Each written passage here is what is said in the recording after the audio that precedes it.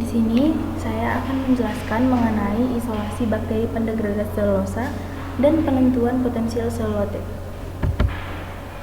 Selulosa merupakan polisakarida linear yang tersusun dari residu glukosa dengan ikatan beta 1,4 glikosidik. Selulosa merupakan bahan baku yang banyak digunakan untuk kepentingan industri, seperti kain, kertas, tisu, rami, dan kayu. Sayangnya, banyak sisa selulosa yang ditemukan dari pembakaran biomasa, di mana hal ini menjadi fenomena global yang terjadi di seluruh negara. Dengan adanya sistem selulotik, selulosa dapat dikonversi menjadi glukosa dan dengan adanya bantuan dari enzim selulase, di mana akan dihasilkan glukosa yang merupakan produk dengan berbagai fungsi penting melalui proses yang lebih murah dan ramah lingkungan. Selulolisis merupakan proses biologis dasar yang dikontrol dan diproses menggunakan enzim berupa sistem selulase. Sistem selulase terdiri dari 3 kelas enzim ekstraseluler terlarut, yaitu 1,4 beta endoglukanase, 1,4 beta eksoglukanase, dan beta glukosidase. 1,4 beta endoglukanase bertanggung jawab terhadap pemutusan acak ikatan beta 1,4 glikosidik di sepanjang rantai selulosa.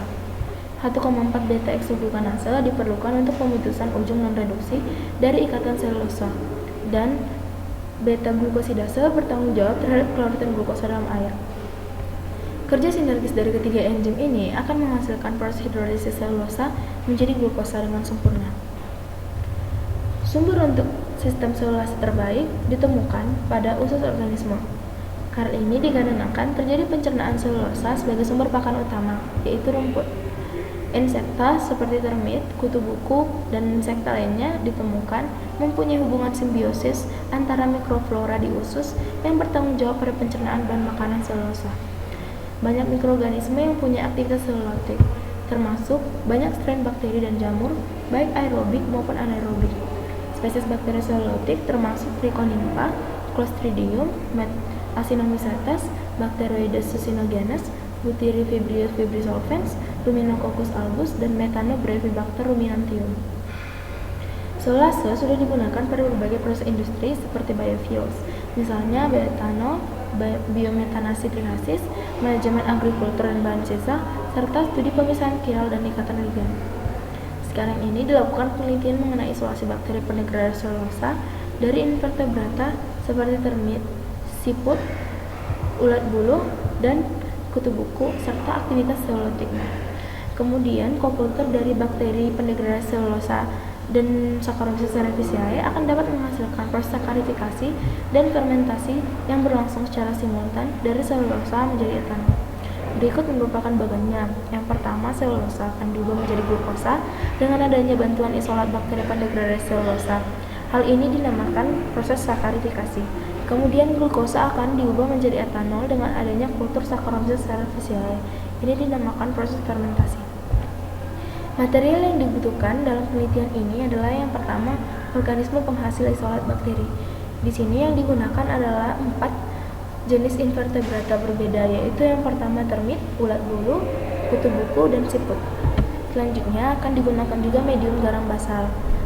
Ini tersusun atas 1 liter air, NaNO3 2,5 gram, KH2PO4 2 gram, MgSO4 0,2 gram, NaCl 0,2 gram, CaCl2 anhidrat 0,1 gram, serta kertas saring yang digunakan yaitu Wetman filter paper nomor 1.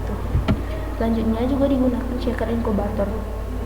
Selanjutnya digunakan media agar selulosa kongoret yang tersusun atas air 1 liter, K2PO4 0,5 gram, MgSO4 0,25 gram, selulosa 2 gram, agar 15 gram, kongoret 0,2 gram, serta gelatin 2 gram.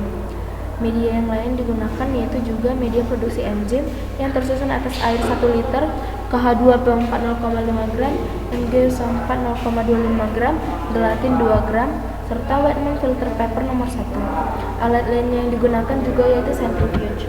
Media yang digunakan juga ada media uji aktivitas endoglukanase yang tersusun atas 0,5 ml selulosa 2%, serta buffer sodium sitrat 0,05 molar. Media lainnya yaitu media uji aktivitas FPC tersusun atas 1 ml buffer sodium sitrat 0,05 molar, serta Wetman nomor 1 filter paper strip. Alat lain yang digunakan juga spektrofotometri serta media produksi bioetanol yang tersusun atas air 1 liter, KH2PO4 0,4 gram, MgSO4 0,02 gram, CaCO3 0,5 gram, NaCl 0,01 gram, serta inokulum Saccharomyces cerevisiae. Metode yang dilakukan yang pertama adalah metode pengumpulan sampel. Di sini, organisme penghasil selulosa yaitu termit, ulat bulu, kutu buku, dan siput dikumpulkan untuk diisolasi dari habitatnya. Kemudian usus dari organisme yang dikumpulkan secara terpisah, kemudian dibuat di dalam larutan garam 0,9% dalam kondisi yang steril. Selanjutnya adalah proses isolasi dan screening bakteri. Usus yang sudah dicampurkan dalam larutan garam 0,9% tadi itu kemudian diinokulasi dalam media garam basal yang mengandung filter paper untuk diisolasi bakteri selulotiknya. Kemudian kultur ini akan diinkubasi selama 7 hari dalam shaker inkubator pada suhu 37 derajat Celcius dan kecepatan 100 rpm.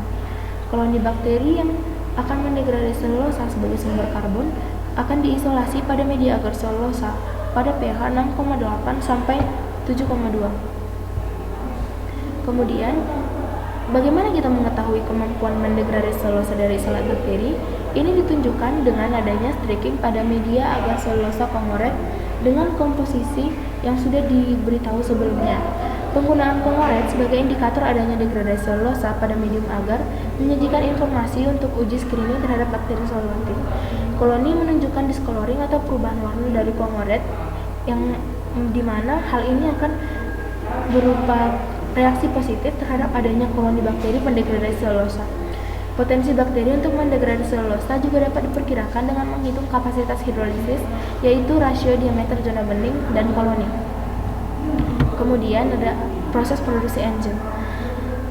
Isolat bakteri pendegradasi selulosa yang dipilih kemudian dikultur pada suhu 37 derajat Celcius, kecepatan 150 rpm di media produksi enzim pada pH 6,8 sampai 7,2. Kultur broth setelah 3 hari diinkubasi kemudian disentrifugasi pada kecepatan 5000 rpm selama 15 menit pada suhu 4 derajat Celcius. Hal ini dilakukan untuk asai enzim selanjutnya. Kemudian bagian pelet dari hasil sentrifugasi tadi dilakukan analisis secara gravimetri dengan tujuan untuk menentukan residu selulosa dari filter paper. Proses selanjutnya adalah asai enzim. Aktivitas selulosa ditentukan dengan mengukur jumlah gula reduksi yang dibentuk dari filter paper. Aktivitas endoglukanase diukur dengan mengukur jumlah gula reduksi dari selulosa. Aktivitas enzim diukur dengan menentukannya berdasarkan metode yang sudah direkomendasikan oleh Komisi Bioteknologi AYUPRA. Aktivitas endoglukanase kemudian ditentukan melalui inkubasi 0,5 ml supernatant dengan 0,5 ml amokselulosa 2% pada buffer sodium sitrat 0,05 molar.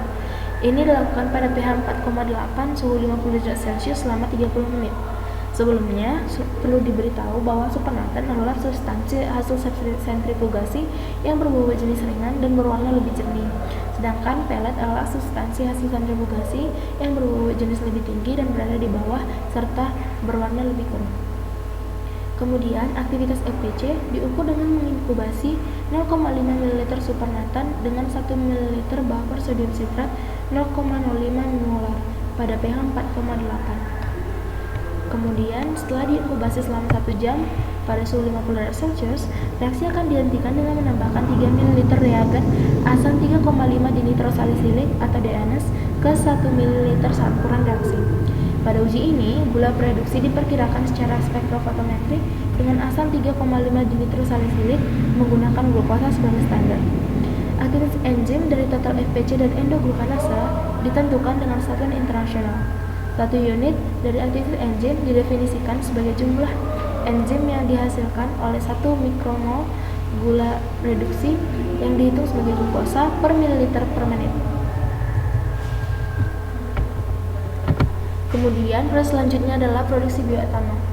Total dari 4 isolat CDB, 2, 7, 8, dan 10 kemudian ditumbuhkan dalam kursus campuran menggunakan medium garam basal dalam 2 set yang berbeda.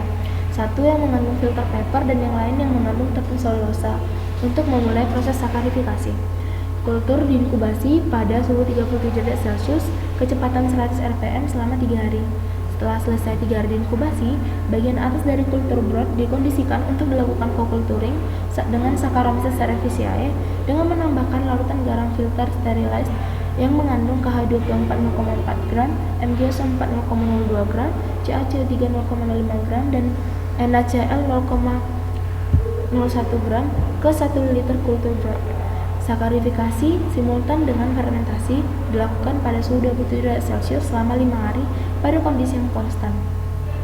Pada akhir inkubasi, kultur brood akan diuji secara kualitatif untuk produksi alkohol menggunakan reagen uji K2CR2O7. Hasil yang diperoleh dari penelitian ini adalah yang pertama dari proses isolasi dan screening bakteri pendegradasi selulosa. Bakteri pendegradasi selulosa diperkaya dan diisolasikan dengan menginukulasikan filter paper dalam medium liquid dengan adanya usus yang sudah dicampurkan dengan larutan garam 0,9% dari termit, kutu buku, siput, dan ulat bulu secara terpisah. Semua kultur bakteri menunjukkan pertumbuhan dengan adanya perubahan pada medium yang terlihat menjadi berawan dan kertas taring yang terlihat terurai. Bakteri selulotik kemudian diisolasi dari usus insekta. Ini sebelumnya sudah dilakukan oleh R.J. Dillon dan V.M. Dillon yang menunjukkan hasil yang sama dengan yang dilakukan pada penelitian ini. Total dari 8 bakteri isolat ditemukan positif pada screening media yang menghasilkan zona bening. Ini terlihat pada gambar, di mana terlihat zona bening pada media agar selama inkubasi aerobik dengan mengikuti CDB 1, 2, 8, dan 9 itu dari termit, CDB 6 dan 10 dari siput, CDB 3 dari kutu buku, dan CDB 7 dari ulat bulu. Hasil menunjukkan zona bening dan nilai hidrolisis selulosa berkisar antara 28-50 mm dan 4,3-9 untuk semua isolat. Berikut merupakan tabelnya, di mana di sini dijelaskan bahwa CDB 1, 2, 8, dan 9 yang berasal dari termit mempunyai zona bening maksimum untuk CDB 1 30, CDB 2 42 mm, CDB 8 45 mm, CDB 9 28 mm, serta nilai hidrolisis selulosanya CDB 1 6,77, CDB 2 8,4, CDB 8 9, CDB 9 4,39. Dari sini bisa kita lihat bahwa dari organisme termit yang menghasilkan zona bening paling besar adalah dari CDB 8, serta begitu juga dengan nilai hidrolisis selulosanya. Kemudian dari organisme lain yaitu siput, CDB 6 menghasilkan zona bening 40 mm, CDB 10 menghasilkan zona bening 50 mm. Nilai hidrolisis selulosa yang paling tinggi dari organisme siput yaitu dari CDB 10. Kemudian organisme ketiga yang digunakan adalah kutu buku. Dari sini diisolasikan CDB 3 yang mempunyai zona bening 30 mm dan nilai hidrolisis selulosa 4,3. Selanjutnya organisme yang digunakan adalah ulat bulu, yaitu CDB diisolasikan CDB 7 yang mempunyai zona bening 50 mm dan nilai hidrolisis selulosa 8,2. Dari tabel ini dapat ditunjukkan bahwa zona bening paling tinggi dihasilkan dari CDB 7 dan CDB 10. CDB 7 tadi dihasilkan oleh ulat bulu dan CDB 10 dihasilkan oleh siput. Kemudian yang kedua diperoleh data potensi selulotik bakteri isolat. Total dari 8 isolat positif CDB 1, 2, 3, 6, 7, 8, 9, dan 10 kemudian dipilih untuk produksi enzim dan diperkirakan aktivitas selulotiknya. AC enzim untuk aktivitas selulase pada filter paper ditemukan paling tinggi untuk CDB 10 dengan 0,194 unit per mililiter, di mana untuk AC aktivitas endoglukanase maksimum ditemukan sebanyak 0,4 unit per mililiter oleh CDB 8. Aktivitas berkisar dari 0,012 sampai 0,196 unit per mililiter untuk FPC dan 0,1622 sampai 0,4 unit per mililiter untuk AC endoglukanase. Dua isolat CDB 8 dan CDB 10 menghasilkan aktivitas selulase ekstraseluler yang paling tinggi jika dibandingkan dengan isolat yang lain, seperti yang ditunjukkan pada gambar ini. Kemudian, degradasi filter paper diamati secara terpisah dalam CDB 2, 3, 6, 7, 8, 9, dan 10 yang ditunjukkan dalam gambar ini. Selanjutnya akan melakukan analisis gravimetri yang menunjukkan bahwa laju maksimum dan minimum degradasi filter paper adalah 65,7 dan 55%. Diperkirakan setelah inkubasi selama 3 hari. Gambar ini menunjukkan bahwa CDB 8 mempunyai laju degradasi filter paper tertinggi yaitu 65,7%. Pada hasil ini, maka kita dapat mengetahui bahwa CDB 8 akan mempunyai enzim selulase yang paling tinggi dibandingkan dengan CDB yang lain. Selanjutnya, produksi bioetanol. Eksperimen yang dilakukan untuk sakarifikasi yang simultan dengan fermentasi dari kultur bakteri yang dicampurkan yaitu CDB 2, 7, 8, dan 10 dengan kultur Saccharomyces cerevisiae akan menghasilkan produksi etanol. Hasil ini menunjukkan bahwa potensial selulotik yang tinggi dari bakteri isolat yang dipilih untuk dekomposisi selulosa dan fermentasinya akan menghasilkan etanol. Co-culturing dari strain bakteri menggunakan ragi Saccharomyces cerevisiae akan menghasilkan proses sakarifikasi yang akan simultan dengan fermentasi dari etanol menjadi dari etanol. Kemudian hasil ini mengindikasikan adanya sinergistik yang signifikan dan degradasi selulosa yang dapat diperoleh dalam sistem kultur campuran dari bakteri selulotik dan ragi non-selulotik, di mana ragi non-selulotik yang digunakan adalah Saccharomyces cerevisiae yang dapat mengubah gula produksi yang diturunkan dari degradasi selulosa dan mengubahnya menjadi etanol. Kemudian, bakteri isolat menunjukkan adanya potensi untuk mengubah selulosa menjadi gula reduksi, di mana gula reduksi inilah yang akan dapat langsung digunakan untuk berbagai aplikasi, seperti bahan baku untuk produksi berbagai senyawa organik. Misalnya, pada penelitian ini didemonstrasikan dengan adanya sakarifikasi yang simultan dengan fermentasi selulosa menjadi etanol. Kesimpulan dari percobaan ini adalah yang pertama, 8 CDB diisolasi dari 4 invertebrata dengan medium kultur basal menggunakan kertas saring sebagai substrat. Yang kedua, CDB 8 dan CDB 10 akan menghasilkan zona bening maksimum di sekitar koloni. Yang ketiga, CDB 8 dengan persentase maksimum degradasi kertas saring terbesar. Ini mengindikasikan bahwa CDB 8 mempunyai enzim selulosa yang paling besar dibandingkan CDB yang lainnya. Selanjutnya, co-kultur isolat bakteri CDB 2, 7, 8, dan 10 dengan Saccharomyces cerevisiae dilakukan untuk proses sakarifikasi dan fermentasi. Yang selanjutnya, produksi etanol diperoleh setelah dilakukan 5 hari inkubasi. Demikian penjelasan dari saya. Terima kasih atas perhatiannya.